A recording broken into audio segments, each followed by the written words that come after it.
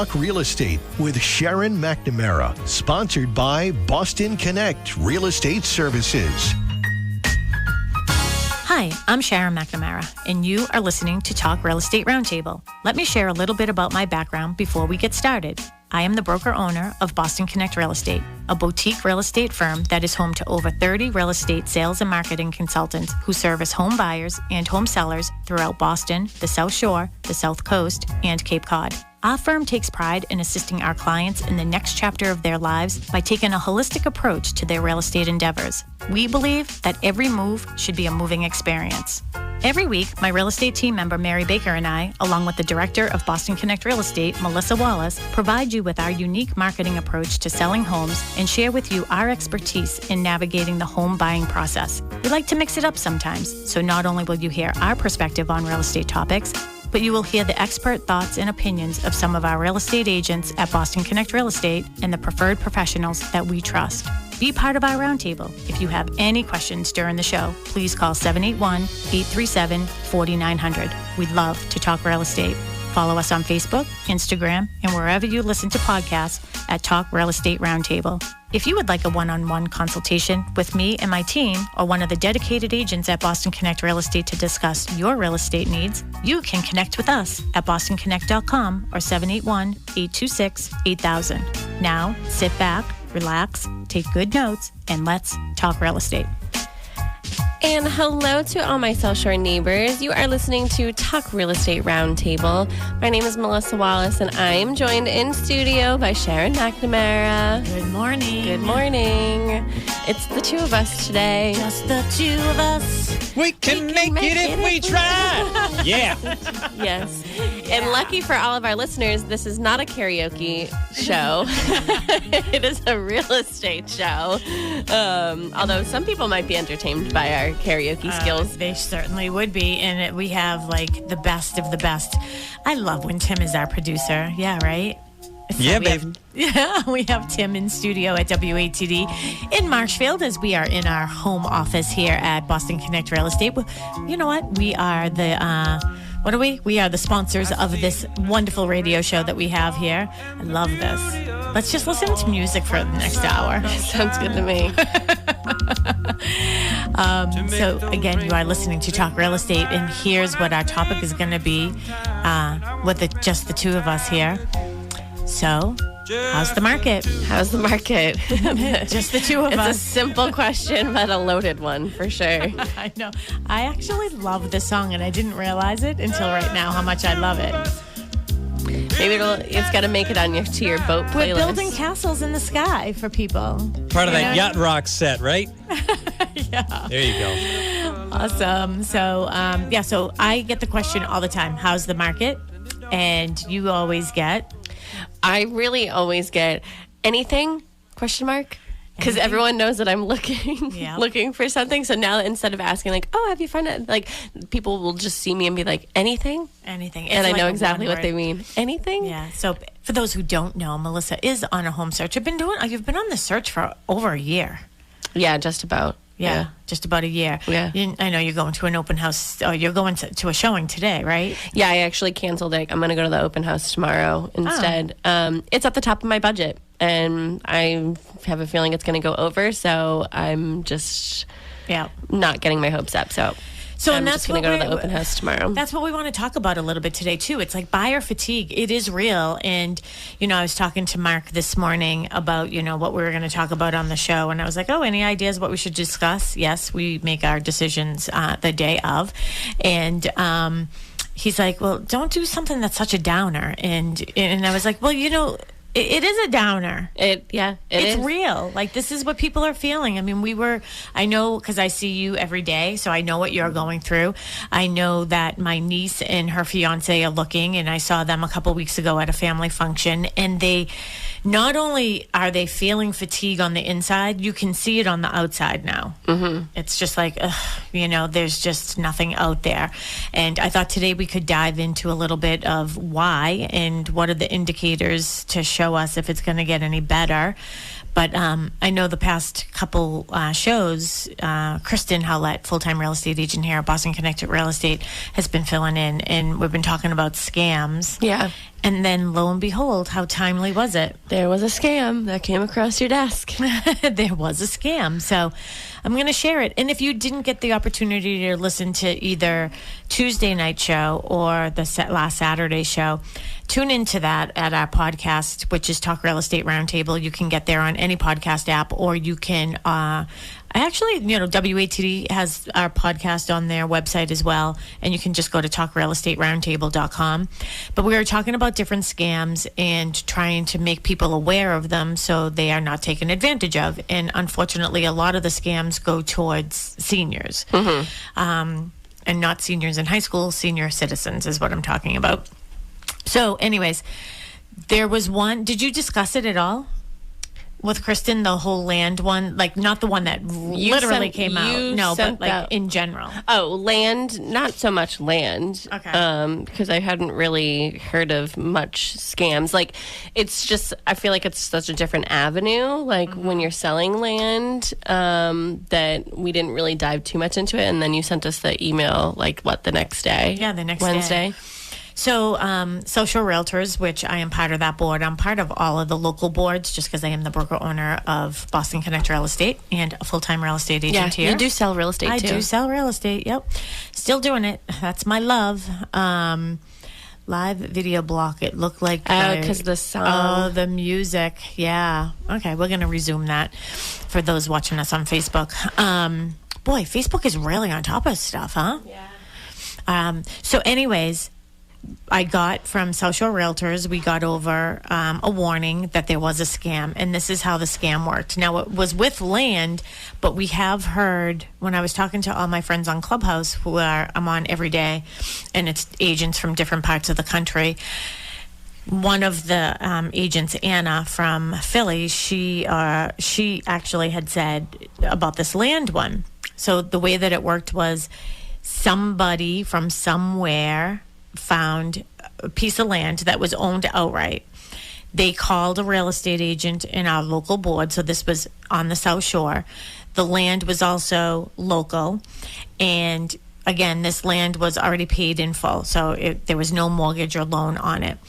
The person called, said that they were the owner of this land and that they wanted to sell the land, and they sent over a copy of their passport and a license or something. But the agent was asking prompting questions that led her to believe that perhaps this wasn't 100% the owner of the land. Yeah. And I saw, in the email that, the person who said that they owned the land, they kept changing their phone number because they were, in another country. They were traveling and they kept changing their location and their phone numbers. So that's what sort of prompted the agent to be wait a minute, there's something not right here. Yeah, because when I go to another country, I don't change my phone number every day. No, you would either get international on your phone or use WhatsApp. Yeah, WhatsApp, yeah. Yeah. So that prompted her to look deeper into the deed of the land and called the homeowner. Did they call the homeowner or did they call the previous listing agent? I'll look it up. Because I have two stories mixed up right now because I know Anna was telling a story as well. And so either way, they got in touch with the seller of the property and they were like, no, absolutely not. We are not selling our land. So you just have to be careful with those types of things. And I'm not, I wish that we had brought an attorney on with us today. Well, we didn't realize that we were going to bring this up as a topic, but I'm wondering if there is something that you can put on your deeds when you are at the registry. You can have a homestead and stuff. I wonder if there's something that you can put on your deed to alert you. So if any of our real estate attorneys are up and listening to us this morning, I'd love to know that answer. If anybody knows, you can call into the studio, 781-837-4900. When we go to a break, I'll actually reach out to Emmanuel or Amy and see if they know. Yeah, I have the email here. Yeah. So let's see. The realtor who was contacted with this imposter became suspicious. Read the whole thing. Oh, okay. Hello. I was just contacted by a detective at Plymouth Police Department about an incident where someone stole the identity of a landowner in Plymouth and tried to sell his undeveloped property without his knowledge. The realtor who was contacted by this imposter became suspicious and was able to stop the sale before it went through. The police believe this person will try this again. This person contacted a realtor and told them he was out of the country but wanted to sell the land quickly. He produced a license and a passport and the real owner's information on it. Different picture. So he made a license with a different picture. He didn't have a picture of them, but all the right information. The realtor had a buyer lined up, but became suspicious when the imposter kept switching locations abroad and phone numbers. The realtor looked up information on the real owner and got in touch with him to verify it was a scam. So essentially did what I did and was like stalked somebody and found them and then was like, hey, are you really selling your land? Yeah, so, and then it just gives some information about the police department to contact. But yeah, so, you know, there are imposters out there. Like, think about how easy that was. Like, someone just literally, I mean, I will say that I did have a fake license. When I was in college, I was a little bad my freshman year, and there was you know, it had correct information and picture, and it was a bad instance. But these types of things. It's not a bad instance. Do you know how many people had fake IDs? I mean, you were in college. I was like 16. Yeah, but people are doing it all the time. Yeah. Like, someone just tried to sell land with a license that they made. Like, it's crazy, too. I was trying to get into the one bar that Lakeland, Florida had at the time. You had to walk across a railroad track. Oh, my goodness. If you are listening, if you have any questions for us about this topic of scams or, you know, how's the market, buyer fatigue, any of those things, or any other topic about real estate, give us a call, 781-837-4900. We have Tim in studio, and he will pipe you right over to us here in the studio. So, anything? Anything? What about what? About real estate? No, like, well, what, isn't that what you said people are asking you? Anything? Oh, yeah, anything. Anything. No. Like, okay, so I did have a showing today. I was going to go at 12 o'clock. Like, personal life gets in the way. I'm not really feeling that well, and I already don't think that I'm going to get the house. So I just didn't want to overextend myself, because it is a really cute house. But now that I'm looking, and I thought it would be under my budget, but now with interest rates, it is my budget. You know, I just don't want to fall in love with something that it's just, there's no chance, because there's 80 other people that are going to be, you know, lining up to see it. So I was like, you know what, I'll go to the open house tomorrow, and Monday I'll deal with if I'm going to put in an offer or not. Yeah, and I just feel that, I mean, there's a lot of different things that we can talk about with that whole scenario and how you're feeling, because now there have been listings that I've had that I thought for sure we were going to have multiple offers on it. Yeah. And lo and behold, we didn't. And I think the reason was because of what you're saying right now. I don't want to get my hopes up. Everything's going over asking. I don't want to get myself just down in the dumps. Yeah. Even more. And, you know, you can afford a lot less than what you could a year ago, right? So that was like one of the articles that I've been reading, a bunch of different articles. And one of them was first-time buyers need to earn 13% more than a year ago to afford the typical U.S. starter home. I mean, and for you, I mean, you were already working 2 jobs. So, like, to make 13% more, it seems a bit much, right?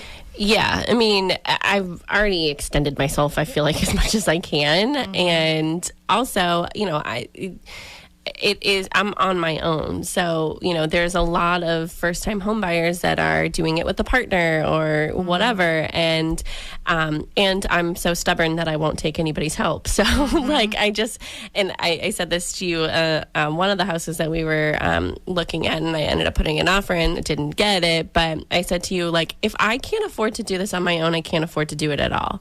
Like, if I'm not going to be able to, like, because at the end of the day, even if somebody did help me purchase something, at the end of the day, they walk away and I'm the one left there. And like, I can't overextend myself with that too. And, I don't know. I guess it is buyer fatigue, because I'm like, I feel like, not to sound like a brat, but like, I feel like I deserve it. Like I've worked so hard and I've gotten to this place, that I feel like this is what I want. This is my goal. And to have like nothing, like nothing, and just to feel defeated, it just doesn't make the process feel good. I know. And we'll dive in a little bit after the break too, is, what got us here? How do we get out of it? And I'll be honest, I don't consider, I am certainly not an economist, but I am in love with a lot of them. I love numbers. I could geek out on numbers all day, every day. I just love looking at them. And you have to be careful with numbers, because you have to be careful what you're reading, because it can make the numbers look like what it wants it to look like. You know what I mean? So you have to be careful with that.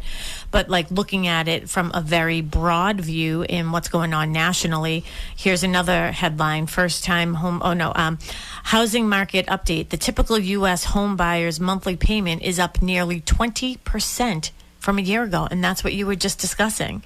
Yeah, I mean, in reality, now I'm looking like maybe $75,000 less than what I was when I got pre-approved about a year ago. And, I mean, this is not to minimize where you are. I mean, you, like you said, you are a single woman, doing this on your own for you and Zoe, your cat. And, you put yourself in a position where this is exactly how much I feel comfortable with every month. I know that I can make this happen for the next 30 years of my life. Yeah. Right. And then when the rates went up, these are some of the things that happened that are making it so much more difficult. And again, maybe our listenership right now, you're not probably the first time home buyer, but it does affect everybody all the way up. You know what I mean? And we'll get into some of those things too. But since it's 20% more, the payment is 20% more. That is a whole lot of money. I mean, so if your only options as a first-time home buyer were, I have to decrease what I can buy. And again, that price point, that's what I was starting to say. Like the price point that you were in was already difficult. Yeah. I mean, it's very much a typical first-time home buyer price point, And even though I'm looking like $75,000 less, like the payment is still either the same or actually more than what I was. I just think of, and I can only use this house that I had under agreement in December as an example, because it's the only house I've ever had an accepted offer on. But like that payment was so much less than like a house that I was looking at that was $25,000 less than what I was under agreement for. Like the payment, and it is the interest rate. So the interest rate was so much different, between that house and I don't think that you have regret from not going forward with the other one, right? No, I definitely don't. It definitely made me realize like the things that like are a no for me. Yeah. And the thing is that the longer that you're looking, and I don't know if this is for everybody, but this is just how I've been thinking, is like the longer that I'm looking for things, the more I realize that I don't want certain things. Like, so yeah, I guess I am not settling for something, but there's also nothing to settle for. So like, take for instance, the house that we looked at recently together. And you're like, do you want Mark to come and look at it? And I said no. And you're like, well, what? And I was like, yes, the house is perfect, but the lot was awful. Yeah. It wasn't even so much that the lot was awful. It was just where it was located. Those are what you can expect. Those are things, the lots. It was the people next door. Just be blunt about it. Yeah. I mean, it was just not, it's, I'm sorry, but I'm not going to buy a house for any price and have all of my neighbors' junk, like, essentially all over the backyard and seeing everything, like, just, and it's not even, I mean, it's like barrels and just trash everywhere. And I'm just like, what is happening here? Flattened floats and stuff like that, right? Everything, parts for like, and it was just like too much, but very much I did not like the lot. I thought the house had a lot of potential and it would have been really cool, even though it's like, it was super dark, but I feel like you could bring it back to life. Did that go under agreement? Yeah, it did. It took a little bit, but that's the other thing too. Is we'll look at statistics too. Is like, are things staying on the market a little bit longer because there's buyer fatigue, but then I'm going to call it seller greed. So, it's interesting because I reached out to an agent last week because there were 3 houses that came on in my price point. I reached out, one of them just absolutely no showings whatsoever, like went on the market on a Monday. I talked about this on Tuesday. Went on the market on the Monday, absolutely no showings until the open house on Saturday. I mean, come on. I said on Tuesday, I go, that is not fair. I'm sorry. It's not fair when you have this many people looking at that price point. Now they have to wait 5-6 days to see this house. Don't you think that they've already been through enough? Like, I'm sorry. Like, don't you think that it's been stressful enough and now you have to sit and wait with however many people to see this house? And now your open house is going to be insane today. I'm sorry.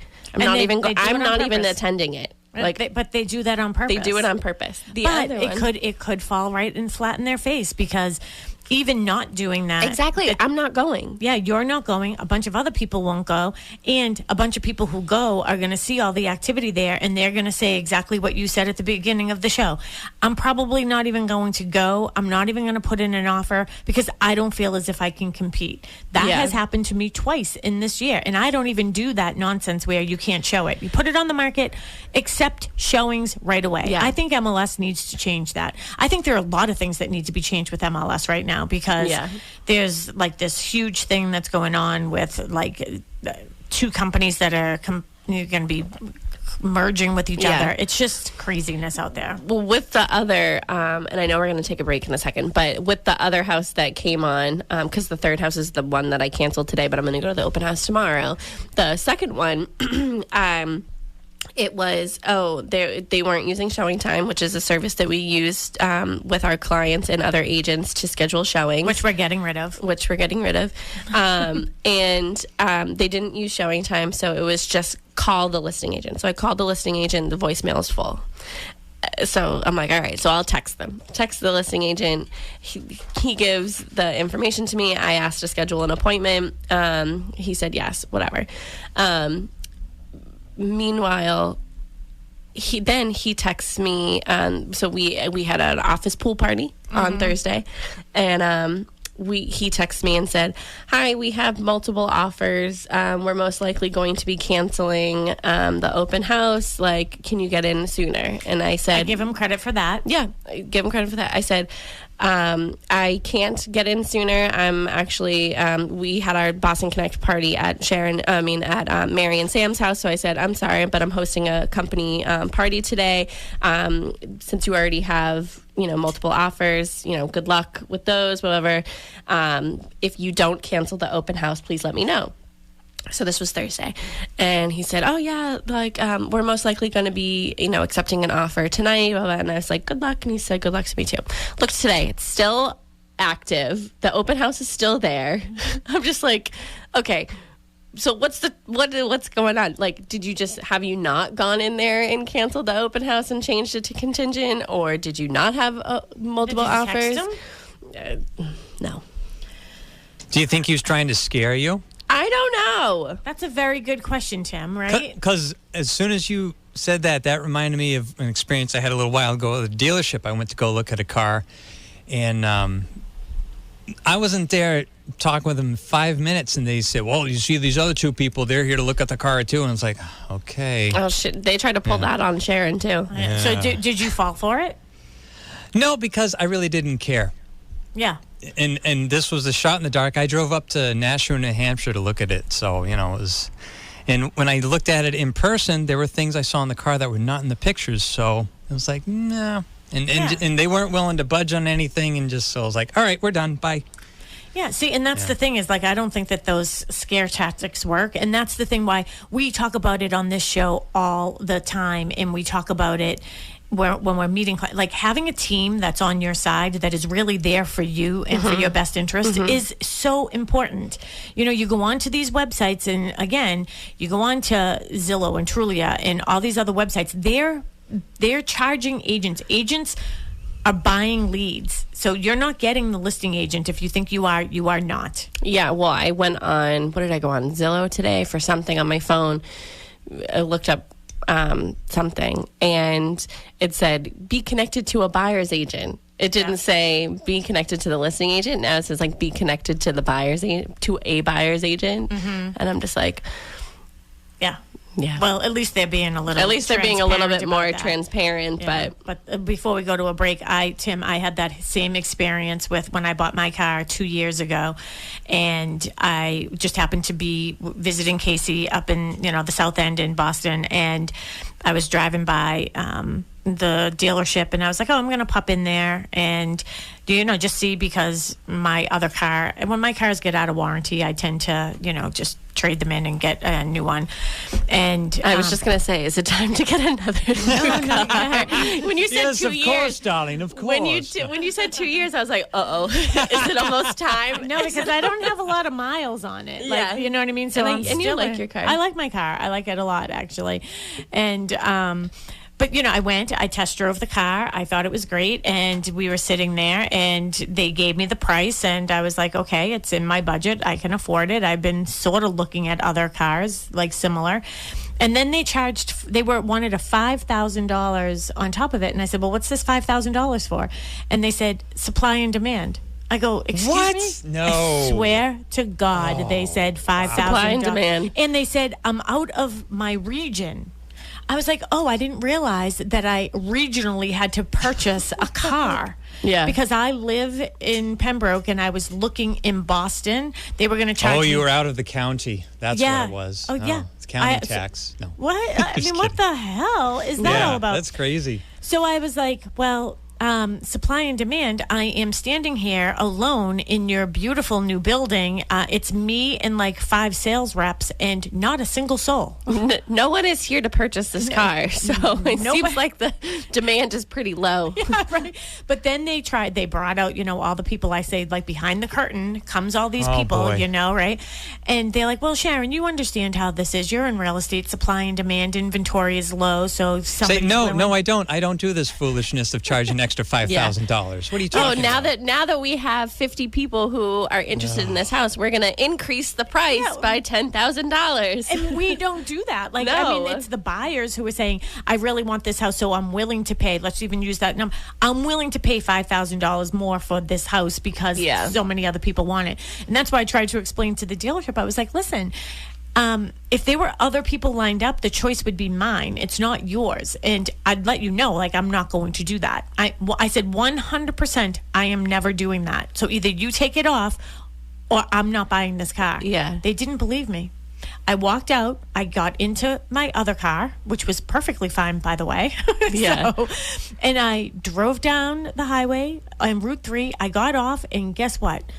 Range Rover's right there. And I pulled in, and I said, literally looked exactly the same. The only difference was the sunroof didn't open, and I thought, in my current car, have I ever even opened my sunroof? I didn't even realize I didn't have a sunroof until like a week after I bought my car, because that's like how little I used it. I mean, I like having the light, but again, we're on a track right now, but I got to finish my story because it's a good one, and Tim brought it up.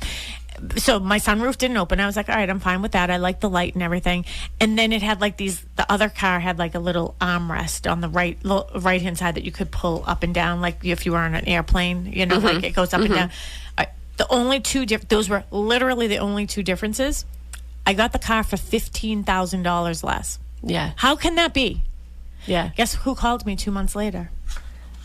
Boston. Boston called and said, hey, are you still interested in that car? And I was like, are you kidding I thought there me? was a high demand. Yeah, no crap, right? Did you tell him that you bought a different Yeah, one? I was like, no, I'm sorry. You said no over this $5,000. And when I left you, I went to this other dealership in Hanover. That's in my region. And I bought that. Yeah, and I bought that. All right, we're well past our little break, but we're going to take one just so we can recap, regroup ourselves here and get into some of the numbers and facts of why the market is the way it is, why buyers, the fatigue you're feeling is real, Mel. It's real. Yeah. All right, we'll be right back. Let's face it, we all get to the point in our lives when our current home no longer suits our everyday needs. With ever-changing living dynamics, addressing your future is all about right-sizing. You know, finding the right size home for you right now. Are you ready to pay your own mortgage rather than somebody else's? Are you looking forward to living under your own roof? Do you often dream about buying your first home, but you're not sure where to begin? Let us help you find the right size for you right now. I'm Sharon McNamara, the broker-owner of Boston Connect Real Estate. If you would like a one-on-one consultation with me and my team, or one of the dedicated agents at Boston Connect Real Estate to discuss your real estate needs, you can connect with us at bostonconnect.com or 781-826-8000. Let's face it, we all get to the point in our lives when our current home no longer suits our everyday needs. With ever-changing living dynamics, addressing your future is all about right-sizing. You know, finding the right size home for you right now. Are you having difficulty with navigating multiple levels in your home? Are you finding that yard work is taking up all of your free time? Do the home maintenance projects seem never-ending? Let us help you find the right size for you right now. I'm Sharon McNamara, the broker-owner of Boston Connect Real Estate. If you would like a one-on-one consultation with me and my team, or one of the dedicated agents at Boston Connect Real Estate to discuss your real estate needs, you can connect with us at bostonconnect.com or 781-826-8000. We now return to Talk Real Estate, sponsored by Boston Connect Real Estate Services on 95.9 WATD. And we're back. Hello to all my South Shore neighbors. You are listening to Talk Real Estate Roundtable. I'm Sharon McNamara, as the voice just said. I have Tim in studio. I have Melissa in studio here with me. Just the two of us, but we can't get into that song because Facebook will take us down again. Yeah. But it was really good, so I don't really care what Facebook does because this is all about us being on WATD right now. Yeah. Yeah. It's all about us. It is. And I just told my story. And off air, I said to Melissa, I bet you they still have that car. Yeah, probably. I should go there and be like, oh, yeah, I'm looking for a Range Rover that, has one of those, like, airplane things. Yeah, it has a little armrest on the Armrest. side. Yeah, and you know what, Tim? I bet you that car is still up in Nashua. So if you change your mind, No. See, this was, I'll tell you what the car was. It was a used Subaru Outback. I think it was a limited, and it was black. It looked really sharp on the website, but I opted instead, and I love it a lot more, for a Mazda CX-5. I thought you were going to say, like, it looked better in the photos. It did, Okay, but then when I looked up close, there were these scratches on the back. I get it's a used car, but and it is a Subaru Outback, of course. You're not just going to keep it in your garage and not go anywhere. Yeah. But, it's like, show those scratches in the picture. Let the people see it. Don't see it when you're seeing the car in person. And too, you're driving all the way to Nashua. I mean, right. I try to be very transparent when people will call me and they'll say, oh, I just say, your best bet is to just Google, the house that you're looking at and try to get a visual. But it is really important to always go to that house. So we are talking today, that question that we always get asked is, how's the market? We have a phone call. Yes, we do. From one of our faithful listeners. It's Dick in Plymouth. Hello, Dick in Plymouth. How are you? Just Ducky. Good. You remember months and months ago, you remember Dick and Jane by any chance? You have to tell us the story, but maybe. Oh, yeah, Dick and Jane. And you were on the water. Yeah, you were on the water. Yep. On the water, and we never put any additions on the house. We kept it small because we wanted the kids to grow up and move out. And you're on the pond, right? Yeah, on the pond. I remember when you hung up, you had some questions. I wonder what this, I wonder what that is. So it's not Dick and Jane, it's Dick and Joyce. You was close. And the mortgage, you said, I wonder what his mortgage was. Oh, I wonder too, but I have the numbers so you could figure it out for me. Okay. The house was $20,000. Yep. We put $5,000 down, so I took a mortgage out for $15,000. In them days, I could pay my taxes separate. I paid the taxes on my own. So my mortgage was $100.31 for 20 years. So I paid $24,074.40. So I paid $9,074.40 over the 15 I borrowed. So I don't even know what the interest is. So let me ask you this: is what do you feel the value of your house is right now?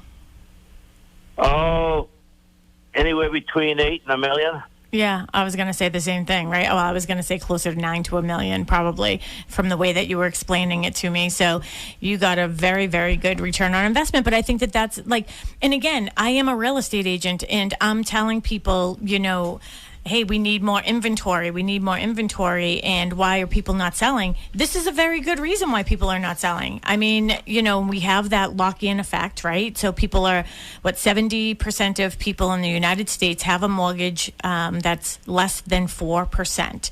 So why would anybody leave? But it really does make sense to stay where you are. I mean, I've been in my house for 31 years. I paid $137,000 for my house.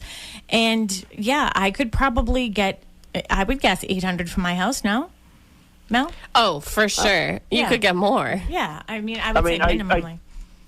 I did buy another half-acre of land on the lake years later, so I have 250-foot frontage on the lake now.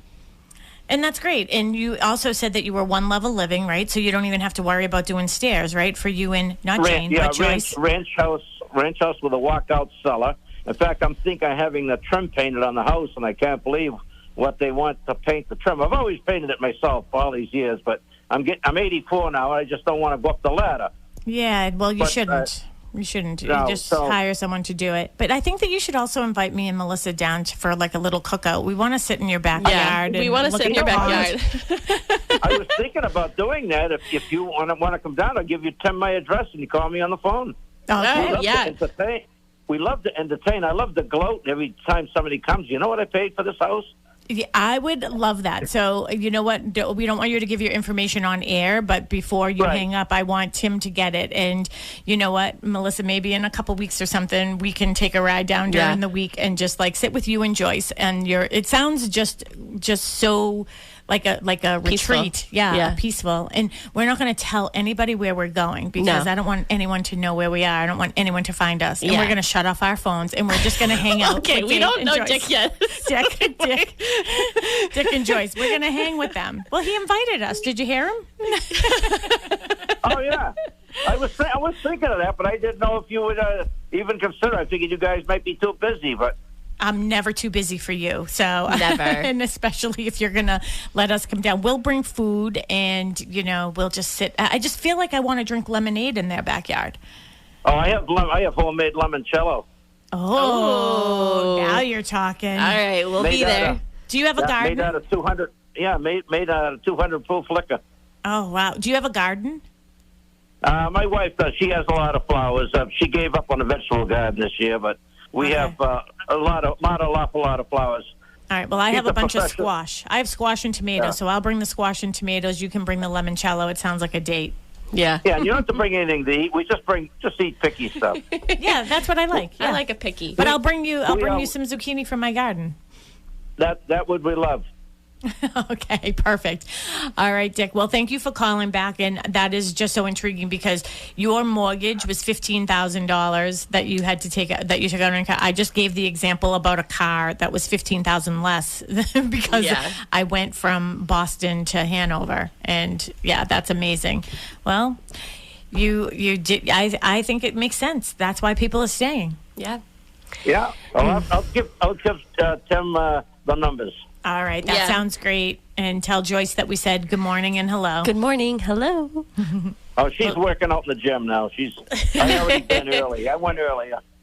Oh, my goodness. Well, you have a great Dick. day. Have a great day, Dick. Thanks for calling. Yeah, thank you, man. All right, we'll see you. Bye-bye. So, I mean, it's just so interesting, right? I mean, it's like it's an oxymoron. And I've always said, and I mean, because you hear me talking to people all the time. And there are times when I tell people, I just don't think you should sell your house. I think financially, it makes a lot more sense to stay where you are. And that's exactly what Dick and Joyce did. I'm so glad we know her name now and we don't have to call her Jane. Yeah. So, and that's exactly what Mark and I did, right? And I was thinking about like my neighbors, a house just sold in our neighborhood, and I was talking to the listing agent on that property, and it was like, well, everybody in that neighborhood has lived there for over 30 years. Yeah. That must be intimidating for people to try to move into a neighborhood like that.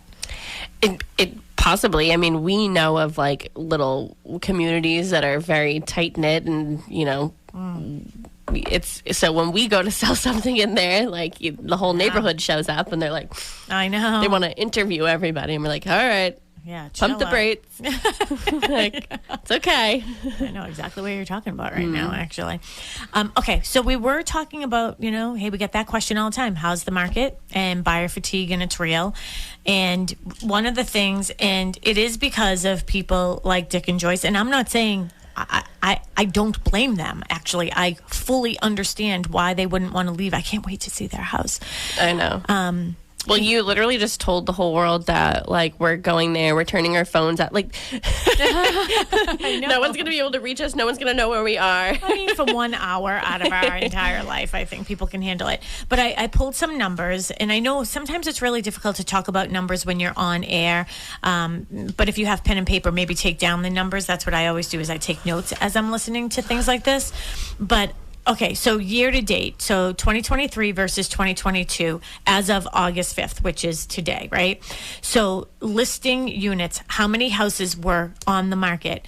So this is just Plymouth County. So in 2022, don't look at your notes, there were, and Tim, I want you to play along. In 2022, on August 5th, there were 648 houses on the market. How many do you think there are right now? You want me to go first or Tim? Well, you're looking. Are you looking at numbers? No, I have. Okay, don't look. Okay, what do you think? I would say like maybe high 3s. Okay. Low 4s. Like maybe like, I'll say 400. Okay. Tim, what do you say? I think he's getting Dick's information. Oh, he's yes, I finally got his information. I'm sorry. What was the question? Okay, so in 2022, on August 5th, there were 648 houses on the market. Sounds like you're using a calculator. I love it. I thought I heard him using a calculator. 2023, how many houses do you think in Plymouth County are currently on the market on this day versus last year? And I'll give you a hint. It's gone down. Okay. You said last year it was 648? Yes. All right. I'm going to say 320. Okay. And Melissa said 400. There's 431. Oh, all right. Well, and think about that trend. It's down. That's down 33.5%. 33% down. How many houses are on the market? All right. Average day on market, I'm not going to get into that because I feel as if that number can never be properly indicated. Okay, so I'm not even going to go there. The average list price, let's talk about that. So the average list price in Plymouth County. So you have to think about Plymouth County. Cohasset is not Plymouth County, but think about like Hingham and Situate, the Cape, like Osterville, like, there are some higher income places, towns, right? Mm-hmm. The average list price in Plymouth County is $902,000 in 2022 on August 5th. What do you think it is right now? What was it? The average list price? The average list price, yep. I would say it's higher, so like 950. Okay. What do you think, Tim? I'm going to say 600. Okay, it's $1 million. $1,150,000. So this is why first-time home buyers or home buyers in general are having a more difficult time. I just told you two of the indicators and why. Yeah. There is less inventory, and the home prices are higher. So again, Oh, Tracy Grady is online playing too. Oh, is she? What did she say? She said 425, and then she said, "I win." Oh, yeah, she won. Okay, so Tracy won. She should just call in. Why is she doing that? She can call in. I think there's like a little bit of delay on Facebook. Oh, yeah. Yeah, there is. Yeah. So, I mean, this is the exact reason why things are so difficult. So I told you at the beginning of the show, I'm going to really narrow in on this. The number of units on the market right now, there's 217 less than there was last year. So that's 33.5% left. So we're trending down. But the list price is trending up by 27%, 27.25% up. Yeah. So, I'm not surprised. okay, now let's put another variable in there. I'm loving this. And we're wondering why things are staying on the market a little bit longer. It's because people can't afford them. Well, there is We have a doorbell. We do have a doorbell, but I'm not finished. So those are two variables, right? What's the third variable that's making it difficult for you? Interest rate. And the interest rate is going up. So the interest rate last year was probably hovering around 4.5. Yeah, I think I had 4.5 when I had the house in Carver. Now it's just under 7. Yeah. Yeah, right? Well, yeah, when I think that's Tracy Grady, but when I got my updated pre-approval, it was like 7. Yeah. I mean, these are the reasons why it's really difficult. Hello to whoever our caller is. You are correct. It is Tracy Grady. Hello, Tracy Grady. Tracy. Hello. Yeah, so I just want to introduce everybody to Tracy. So this is Tracy Grady. She is a full-time real estate agent here at Boston Connect Real Estate, along with her lovely husband, Jim Grady. So they are the Grady team. They service all over. The Grady Bunch. The Grady Bunch. Grady Bunch. I love That's it. my out music. Yeah, That's my out music is the Grady Bunch. Is the Brady Bunch theme song. Yeah, okay, we'll have to do that for you for next time that you're hosting for us. This is sort of a sad weekend for us because we were supposed to be on the boat this weekend with the Gradys in Cuddy Hunk, but just for some personal reasons, we had to cancel, which I'm so bummed about. But anyways, we'll get there. We will. We'll get there. We will. We will absolutely get there. Yeah. So what are your thoughts on this? So, I know everybody's asking you too. So how's the market? And again, I think it's very interesting because you've had a couple listings actually that people are like, you're crazy. You're never going to get this price. And then I've been attacked. Yeah. I've been attacked over that, but we still got, we just closed on that, a property that I did take a lot of heat for, on Broadway in Hanover that we just closed on. And people are like, it's too high. I'm like, you really got to get in and see it. Don't just say it's too high unless you have seen it. So, it's crazy. Everybody's like, oh, it's going to fall, the market's going to fall apart. I'm like, unless inventory goes up, there's no falling apart in this market. I said, because we need houses to sell. You can't. Yeah. I think Melissa and I were talking about this last week. Taylor's down in Nashville, and they're predicting the Nashville market is going to absolutely implode because in Gemini's price range, she pulled it up. There are 2,000 houses we could pick from in our price range in Nashville. There's a lot of new construction. Yes, tons of new construction. I mean, they have been building and building. But 2,000 homes as opposed to maybe 10 up here in our price range. Yeah, so they would consider that to be a buyer's market down there and a seller's market up here. Correct. Absolutely. I was blown away, and she said that by next year, she read this article, that they would have well over 6,000 properties available to purchase. And so that's why they're predicting that market is going to, it's going to flip. It's not a seller's market down there. It is up here. Yeah, so I wonder, though, with the prices, the sellers and the builders, are they still thinking, hey, this market is crazy? Because when you look at national data, which is why I like to do both, right? Like what's going on in the whole country versus what's hyper-local. But if you keep hyper-local to Tennessee, I mean, are the builders and contractors, if it's a lot of new construction, and now how do homeowners, like resales, even compete with all that new construction? But are they reasonable with their prices? Yeah, they are reasonable with their prices. Yep. There were, like I said, there were, hundreds of homes for us to look at. Taylor's like, you can have your smattering of whatever you want down here. You can get a pool, there's tons. Oh, I'm going to have to start looking down there. How is it warm there pretty much year round, or what happens there? Yeah, they do get a little bit of snow, and when it snows down there, it basically closes down the entire state. Yeah, they don't know what to do. They don't know what to do until it's like there's like a quarter-inch of snow on the ground, and people are like, "Oh, it's chaos! Don't get in your car. You can't drive." Oh my gosh! Well, I know that you and Jim are very heavy listing agents, and like so you do a lot of listings, you do a lot of new construction, and you do also work with buyers. I mean, are you seeing this buyer fatigue with your clients? Yes. We actually, I will say, I'm very happy. We've been working with a young set of clients, and we did just get an offer accepted for them on a house. Yay. We need the bells blowing for that one. Yeah, and that's the thing. It's like before we would be like, oh, we got something like under agreement for our clients, and we're like, oh, yay, that's, good. We're happy for them. But now it's like, oh, my God, thank God. Like it's like this big miraculous thing, almost like, Yep, we were.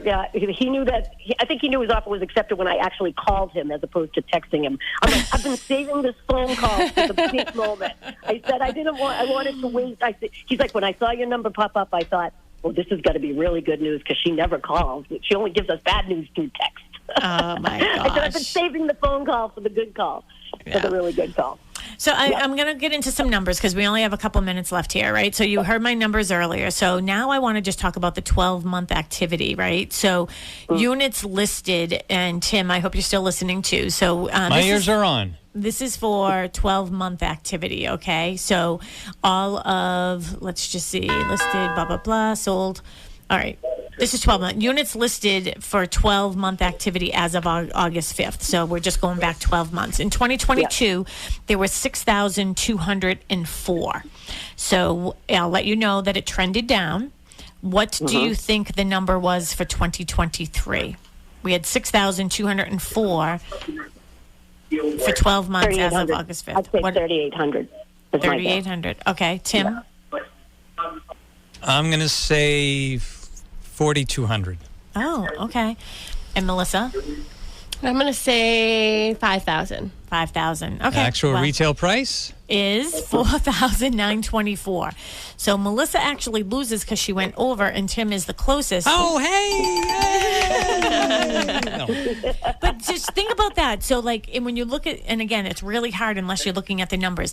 That is a difference of 1,280 homes in just Plymouth County. Yeah. Oh, we're coming to the end. Just Plymouth County. Yep.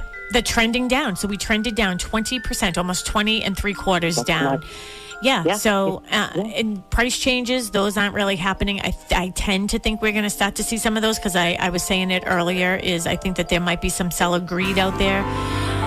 But we're at the end of the show. And thank you to Tracy Grady for calling in this morning. How can people get in touch with you if they need some real estate questions answered? They can get in touch with me by calling 617-620-8484.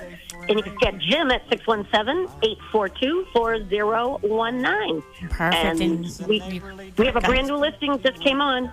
Oh, where is it? 282 King Street in Hanson. Beautiful 4-bedroom colonial. We're doing accompanied showings. Just call us. We're minutes away. Happy to meet you there anytime. We're available all weekend. And you can go to bostonconnect.com and get their information. And thank you so much for joining us today, Melissa. Thank you. Tim, thank you. Dick and Joyce, thanks for calling in. We'll be down there for some limoncello sometime soon. Bye, everybody. Have a great morning. Could you be mine? Won't you be my neighbor? WATD FM Marshfield, WBMS Brockton.